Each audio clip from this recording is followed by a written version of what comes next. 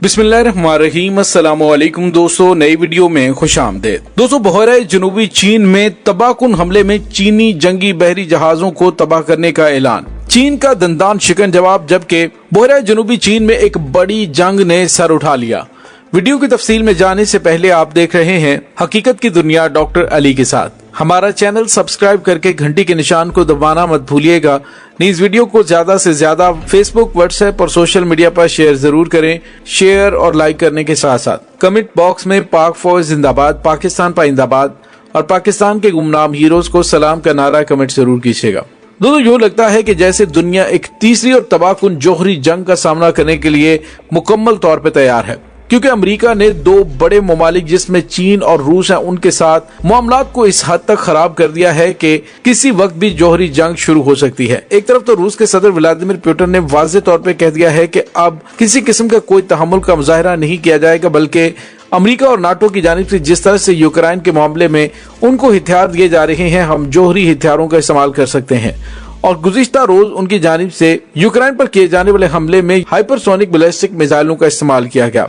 दोस्तों, उसके साथ ही आपको पता है कि चीन को एंगेज करने के लिए अमेरिका अरसा दराज से कोशिश कर रहा है और इस सिलसिले में उसने भारत को भी हर लिहाज से छूट दिए रखी ताकि खित्ते के अंदर चीन की बढ़ती हुई ताकत को रोका जा सके। लेकिन भारत ने वादी गलवान में चीन के साथ पंगा लेकर उसकी ताकत का अंदाजा लगा लिया और उसके बाद आपने देखा कि चीन ने भारत को ऐसा तारीख सा सबक सिखाया कि अब चीनी फौजियों की जानिब से उनके इलाकों के अंदर अगर कंस्ट्रक्शन भी कर ली जाती है तो भारतीय मुकम्मल तौर पर खामोश हो जाते हैं।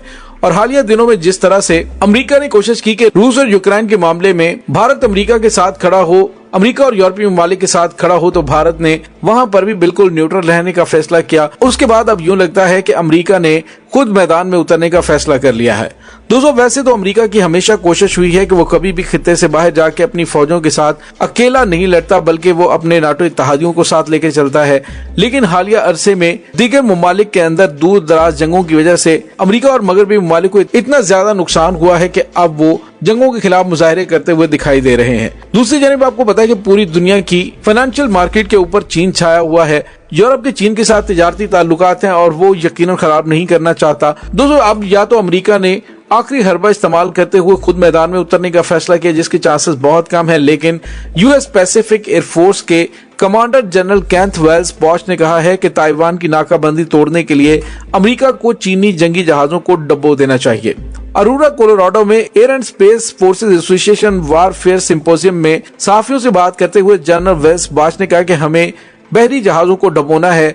उन्होंने कहा कि अमेरिका को मैं सिफारिश करता हूं कि वह खित्ते में फायर पावर इकट्ठा करे, मुसल्लह ड्रोन्स और नाथ्रोप ग्रुप में B-21 बम्बार को राइड में शामिल करे, क्योंकि यह हमारे मिशन में मददगार साबित होगा। Military.com की रिपोर्ट के मुताबिक जनरल वेस्ट बॉश ने याद दिलाया कि साबिक हाउस स्पीकर नैन्सी पेलोसी के ताइवान के मशरकी साहिल पर बहरी जहाज तैनात किए थे ताकि एक तरह नाकाबंदी की जा सके। गुज़िश्ता बरस अगस्त में अमरीकी ऐवान नुमाइंदगान की स्पीकर नैन्सी पेलोसी ने ताइवान के दौरे के बाद चीन और ताइवान के दरमियान तनाव शुरू हुआ था। चीन ने नैन्सी पेलोसी के ताइवान के दौरे पर एतराज उठाया था और चीन ने पेलोसी के जजीरे के दौरे पर ताइवान के गिर्द फौजी मशकों का भी ऐलान किया था। और दोस्तों, यहाँ पे आपको ये बताते चलें कि चीन ने ये धमकी भी दी थी कि वो नैन्सी पेलोसी के जहाज को तबाह कर देगा। नैन्सी पेलोसी जिसने काफी टाइम वहां पे रुकना था, लेकिन वो चंद घंटे रहने के बाद ही वहां से निकल गई थी।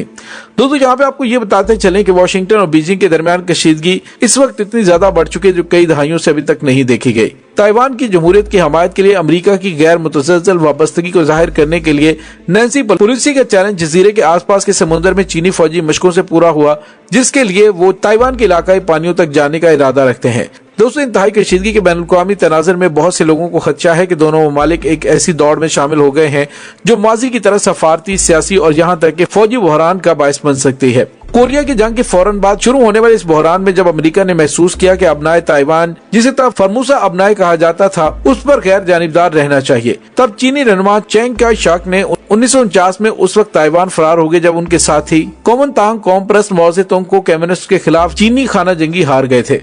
दोस्तों यहाँ पे आपको ये बताते चलें कि अब मामलात इस हद तक खराब हो चुके हैं। अमेरिकी एयरफोर्स जो कि यूएस पैसिफिक एयरफोर्स के कमांडर हैं, उनकी जानिब से ताइवान की नाकाबंदी तोड़ने के लिए अमेरिका को चीनी जंगी जहाजों पर हमला करने की तरगीब दी गई है और कहा गया है कि एज सुन एज पॉसिबल ये कर लिया जाए, वरना उनके हाथ कुछ भी नहीं आएगा। दोस्तों यहाँ पे आपको ये बताते चलें कि चीन चूंकि हमेशा ठंडे दिमाग से जवाब देता है, अमेरिका की वैसे तो कभी जरूरत नहीं हुई कि वो चीन के साथ अपनाए ताइवान में दरअंदाजी कर सके। अभी चंद दिन पहले ही अमेरिका के जंगी जहाजों ने जैसे ही बहरा जनूबी चीन के पानियों के अंदर दाखिल होने की कोशिश की, तो उससे पहले ही चीनी जंगी जहाजों ने उनको वार्निंग दी और ये भी कहा कि हम गिलास वार्निंग दे रहे हैं, अगर चीनी पानियों की तरफ आने की कोशिश की तो आपके जहाज को तबाह कर देंगे। एक अमेरिकी आलमी सलामती रिपोर्ट में कहा गया है कि चीन ताइवान से मुतल्लिका एक मुमकिन बहरान में अमेरिकी मुदाखलत को रोकने के लिए 2027 तक फौज को मद्दे मुकाबिल रहने के मकसद से अपने हदफ को पूरा करने पे काम कर रहा है। उन्होंने कहा कि 2027 तक चीन इतना ज्यादा ताकतवर हो जाएगा कि उसके बाद अमेरिका चीन पर काबू पाने के काबिल नहीं रह सकेगा। इसी वजह से अमेरिकी एयरफोर्स के कमांडर की जानिब से कहा गया है कि as soon as possible America को चीन पर हमला कर देना चाहिए। लेकिन दोस्तों यहाँ पे आपको ये बताते चले कि चीनी फौज की जानिब से सख्त तरीन पैगाम जारी करते हुए कहा कि हम अमेरिकी जंगी बहरी जहाजों पर सख्त नजर रखे हुए हैं, फिजाओं में हमारी हुकूमत मौजूद है। उन्होंने कहा कि वो अपनाए ताइवान के इलाके में अमेरिकी जंगी बहरी जहाजों की नकलो हरकत को पूरी तरह से नोट कर रहे हैं। चीनी फौज के मुताबिक वो मुसलसल हाई अलर्ट पर हैं और किसी भी अस्करी इश्ताल अंगेजी का जवाब देने के लिए तैयार हैं।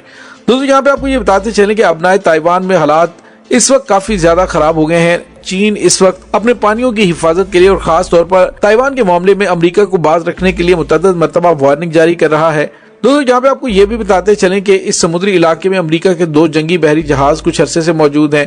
दोस्तों यहाँ पे आपको ये बताते चलें कि अमेरिका के जो जंगी बहरी जहाज यहाँ से गुजरते हैं या फिर उन एरियाज के अंदर आते हैं, उसमें अमेरिका ये तासुर देने की कोशिश करता है कि इस अपनाए और मजमूई तौर पर इंडो पैसिफिक कहलाने वाले समुद्री खित्ते को आजाद और खुला वो देखना चाहता है।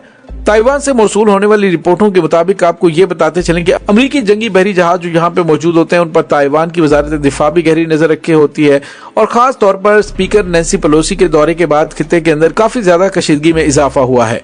और दोस्तों यहाँ पे आपको ये बताते चलें कि उसके बाद से लेकर अब तक अमेरिका के जंगी बहरी जहाज इस समुद्री इलाके से बार बार गुजर रहे हैं। चीन की जानिब से इस चीज को सख्त नापसंद करते हुए इसकी मजम्मत की गई है और साथ ही ताइवान के जजीरे के इर्द गिर्द अपने जहाजों की नकलो हरकत को भी बढ़ा दिया और जंगी बहरी जहाजों के अलावा उनके जंगी तैयारे भी मामूल की गश्त से ज्यादा वहां पर परवाजें कर रहे हैं।